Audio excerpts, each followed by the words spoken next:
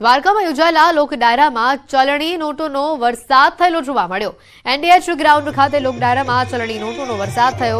આઈ સોનલમાના શતાબ્દી મહોત્સવ અંતર્ગત યોજાયેલા ભવ્ય લોક ડાયરામાં નોટોનો વરસાદ થયો। લોક ડાયરામાં કીર્તિદાન ગઢવી, ભીખુદાન ગઢવી જેવા કલાકારોએ લોક ડાયરામાં રંગત જમાવી। લોક ડાયરામાં કીર્તિદાન ગઢવી તેમજ અન્ય ગાયક કલાકારો પર નોટોનો વરસાદ થયો।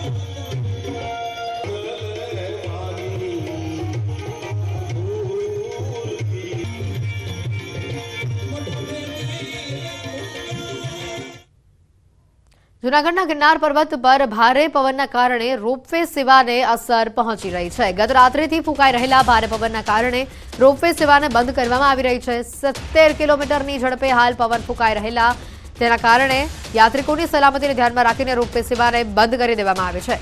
પવનની ગતિ ધીમી પડતા રોપવે સેવાને ફરી શરૂ કરવામાં આવશે।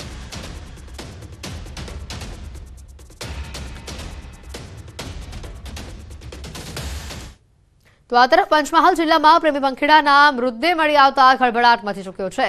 શહેરા તાલુકાના લીંબોદરા ગામે ગુમ થયેલા પ્રેમી પંખીડાના મૃતદેહ જંગલમાંથી મળી આવ્યા। પોલીસે સ્થળ પર પહોંચી તપાસ હાથ ધરતા જાણવા મળ્યું કે મૃતક યુવકે સોશિયલ મીડિયામાં પોતાની પ્રેમિકાની આત્માને શાંતિ મળે તેવી પોસ્ટ મૂકી હતી અને ત્યારબાદ આ જ પ્રેમીએ ધારદાર ચપ્પા વડે પ્રેમિકાનું ગળું કાપી ઘાતકી હત્યા કરી પોતે પણ ગળે ફાંસો ખાઈ જીવન ટૂંકાવી લીધું।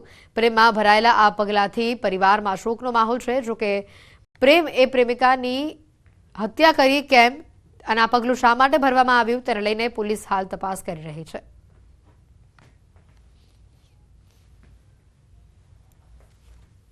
બંનેની લાશ મળેલી છે, જેમાં વિજય છે એને ફાંસો ખાધેલો છે અને એને આ છોકરી શીતલનું મર્ડર કરેલું છે। બંનેની લાશ આજુબાજુમાં હતી।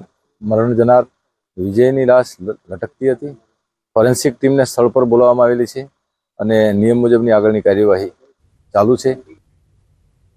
બનાસકાંઠાના ધાનેરાની નાની ડુગડોલ પ્રાથમિક શાળાનો મામલો સામે આવ્યો છે। મધ્યાહન ભોજન બાદ કેટલાક બાળકોની જીભ કાળી પડી ગઈ હોવાની ઘટના સામે આવી છે।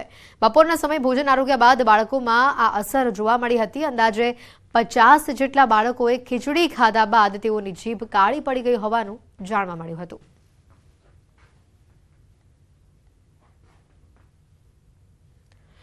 શેરબજારમાં જોરદાર ઉછાળો જોવા મળી રહ્યો છે। સેન્સેક્સ નિફ્ટીમાં જોરદાર ઉછાળો જોવા મળ્યો છે। સેન્સેક્સ 71,000ને પાર થયું છે તો નિફ્ટીમાં પણ તેજી જોવા મળી છે। સેન્સેક્સમાં 550 પોઈન્ટનો ઉછાળો જોવા મળ્યો છે તો નિફ્ટીમાં 167 પોઈન્ટનો ઉછાળો સામે આવ્યો છે। શેરબજારમાં જોરદાર ઉછાળો જોવા મળી રહ્યો છે। રોકાણકારોમાં તેને લઈને ઘણો ઉત્સાહ પણ જોવા મળી રહ્યો છે। નિફ્ટીમાં 167 પોઈન્ટનો ઉછાળો સામે આવેલો જોવા મળી રહ્યો છે। શેરબજારમાં જોરદાર ઉછાળાથી રોકાણકારોમાં ખુશીનો માહોલ જોવા મળી રહ્યો છે। સાબરકાંઠાના હિંમતનગરમાં કારચોરો બેફામ થયા છે। મહેતાપુરામાં ઇકો ગાડીની ચોરીની ઘટના સામે આવી। બ્રાહ્મણીનગરમાં રાત્રિ દરમિયાન પાર્ક કરેલ ગાડીની ચોરી થઈ છે। કાર ચોરીની આ ઘટના સીસીટીવીમાં કેદ થઈ છે। કાર માલિકે B ડિવિઝનમાં ફરિયાદ નોંધાવી છે। ચોરીની ઘટનાને લઈને પોલીસ પેટ્રોલિંગ પર સવાલ ઉભા થઈ રહ્યા છે।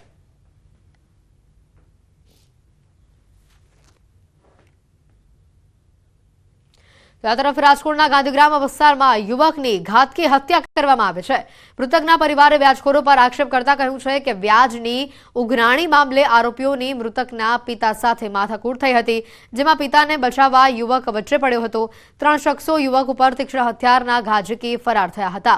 ત્યારબાદ હોસ્પિટલ ખસેડાતા પહેલા જ યુવકનું મોત થયું હતું। હુમલામાં યુવકના માતા પણ ઇજાગ્રસ્ત થયા છે। સમગ્ર મામલે પોલીસે ગુનો નોંધી તપાસ હાથ ધરી છે। મારા પપ્પા પૈસા દેવા ગયા હતા, પૈસા દીધા તોય છતાં એમ કહેતા હતા કે વ્યાજ આપો વ્યાજ આપો। મારા પપ્પાએ કીધું વ્યાજ શેનું, હવે તમારી મૂડી તો અમે તમને પાછી આપી દીધી। મારા પપ્પાને 3-4 ફડાકા મારી દીધા। પછી મારા પપ્પા પૈસા દઈને ઘરે આવતા ગયા। ઘરે આવ્યા અમને બધી વાતચીત કરી તો અમે પાછા પૈસા દેવા ગયા એ ભાઈને। ત્યાં એના છોકરાએ છરી વડે હુમલો કર્યો મારા ભાઈ ઉપર અને મારી નાખ્યો અને મારા મમ્મીને પણ 3-4 ધોકા મારી કમલેશભાઈએ।